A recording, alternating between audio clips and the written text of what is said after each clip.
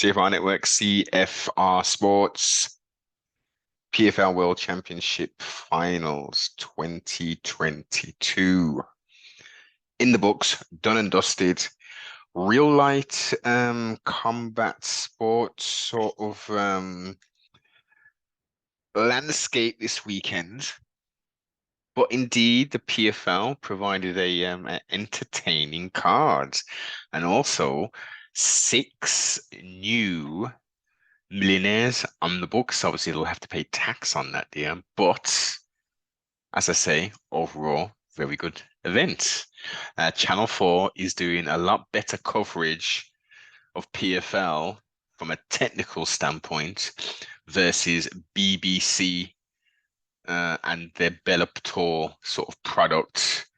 I think so a lot can be learnt in this respect. Anyway, let's go main event all the way down to the bottom of the league card. Kayla Harrison taking on Pacheco. 3, as many people thought, as I potentially thought. Kayla Harrison should indeed do the thing again and get a win, potentially be more dominant and actually finish the young lady. But if you haven't watched it, and for Kayla, it was a very good test. This was a very good test. I don't think mentally she's still kind of there in regards to wanting to fight the same girls kind of thing. I think she definitely wants a new challenge, especially based upon her appearance with Mr. Irwani. But the first round, Kayla clearly won that and dominated top position, etc. Not much damage took place, but you clearly give round 1 to Kayla. Now for me, and it was competitive, it was definitely competitive, it wasn't one-sided, but I had Pacheco winning every other round. You could potentially give Kayla the 3rd round because that was close. That was definitely close. And you could see that both athletes were tired at this point. Second round,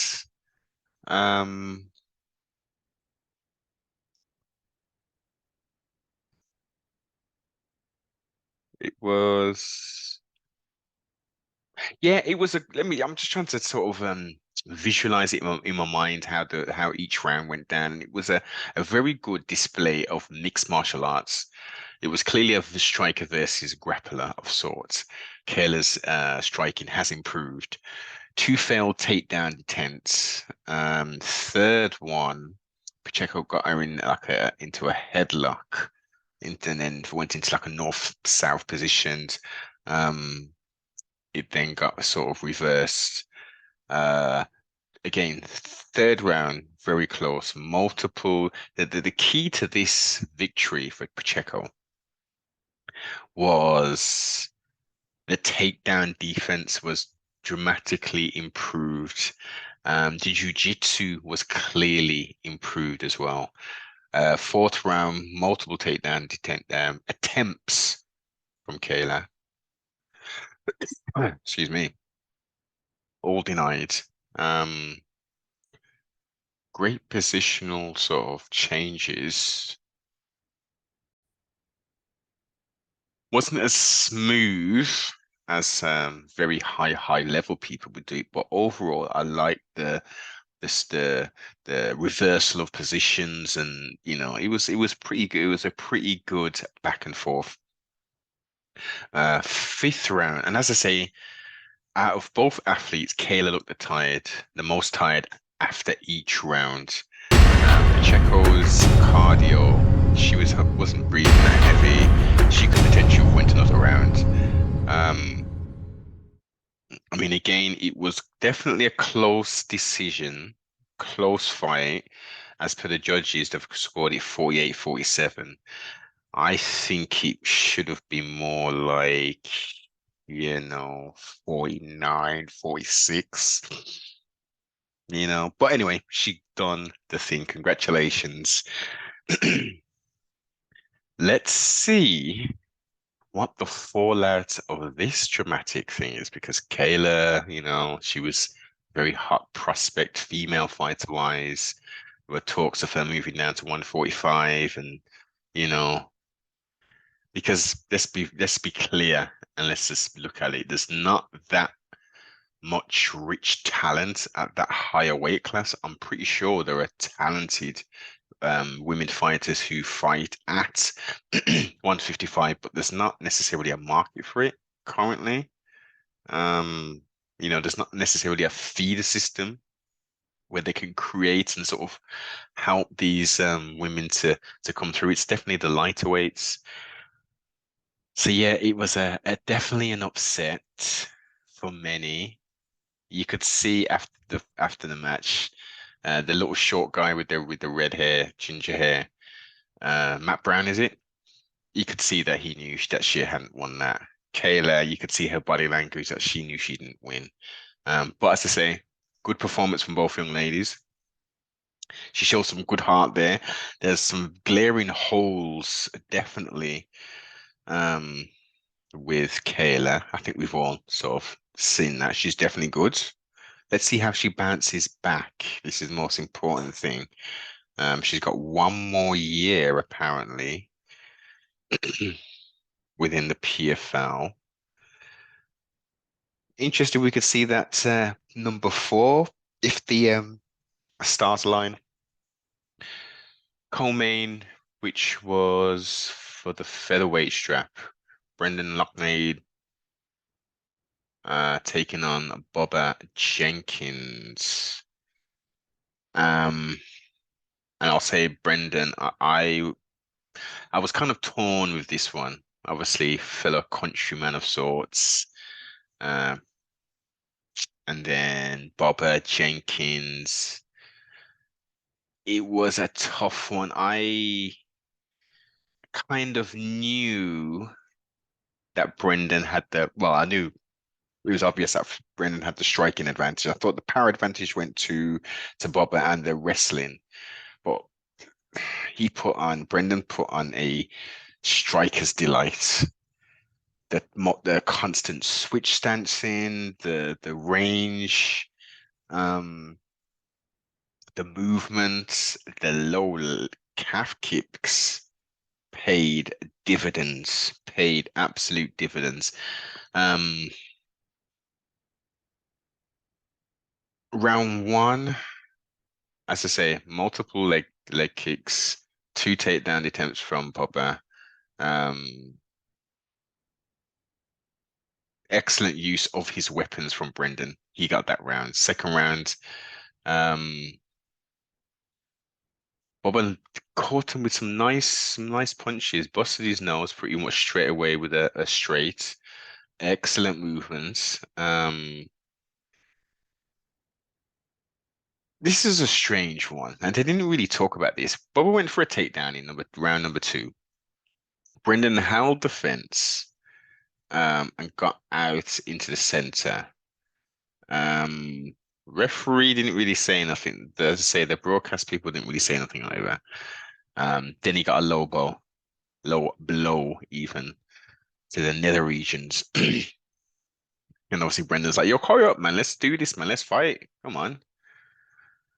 Bit of a weird one there. Okay, I'll give that round to Brendan. It was a total shot. I don't think you can give a round to Bobber. Third round, he came out a lot more aggressive, and had a lot of early success. But Brendan switched it up a little some, and was able to, I think, win that third round. Now, mind you, he's been beating up this calf for 3 rounds. Fourth round comes in, and Brendan turns it up and puts on a striking display and finishes, unfortunately, Bubba Jenkins TKO, to fulfill dreams, winning $1 million. Now, a couple of years ago, that would be a lot more for us. you know, Converting it into sterling and all that. Yeah, but Currently, we ain't getting much of a return, but it's still a mil, less the taxes. Congratulations, to Brendan. Heavyweights, Matheus Scheffel, and this is, I think they've fought twice before as well. Abte Delija, very boxing heavy start. Um, for at least 3 minutes of the fight, at least 3 minutes. And I think Ante went for a takedown, unsuccessful. He rocked him actually, saying that after he did rock him. They clinched up for a little song. Moved out, a little bit more movement, rocked him again. TKO finish, plastic fork time. Mateus, he was done. Excellent finish, first round. That's how you do the thing. Um, let's go. And they were saying how, I mean, he did come very close to winning last year as well. Um, Good heavyweight, man. Very good and skilled heavyweight. A lot of people do sleep on the PFL, especially of sorts with their the smart cage, the little gimmicky things. But they've got a good product, man. Don't necessarily agree with the pay-per-view thing. I'd be interesting to see how that all panned out for the North American audience. For us in the UK, we was able to watch it either on Channel 4 Sports, is it Channel 4 Sports? Whatever the hell. Or watch it on the old YouTube and stay up till again crazy hours of the AM to partake in the combat sports. Aspen Ladd, former UFC fighter, moving up to featherweight, taking on Juliana Budd, former Bellator champ, who didn't look the best against Cyborg at all, I will say. Always comes in excellent shape. And I will say, Aspen Ladd, she's a good fighter. The last few fights haven't been the best. She looked very good, man. Takedown and strikes, ground and pound. First round. As it finished, Julia Budd looked crazy tired and she didn't even move at all until her corner team came in. Second round, very clinch heavy. Not many kicks thrown. Um, Round three. So I'm giving Ladd the first round. I'm giving Buds the second round. Round three, I'm giving to Ladd. Very much improved in striking from Ladd. And improved wrestling from Bud. But ultimately, she did the thing. Split decision, 29, 28, 28, 29, and 29, 28. Now, OAM, Olivier Aubin-Mercier. Woo! As I was writing my notes, let's go. Yeah? Lightweight. OAM chopping, chopping, chopping at that calf. Stevie tried a few takedowns. OAM kicked Stevie Ray's leg twice and took him off his feet. So OAM got that first round. Second round again, I'm doing my notes.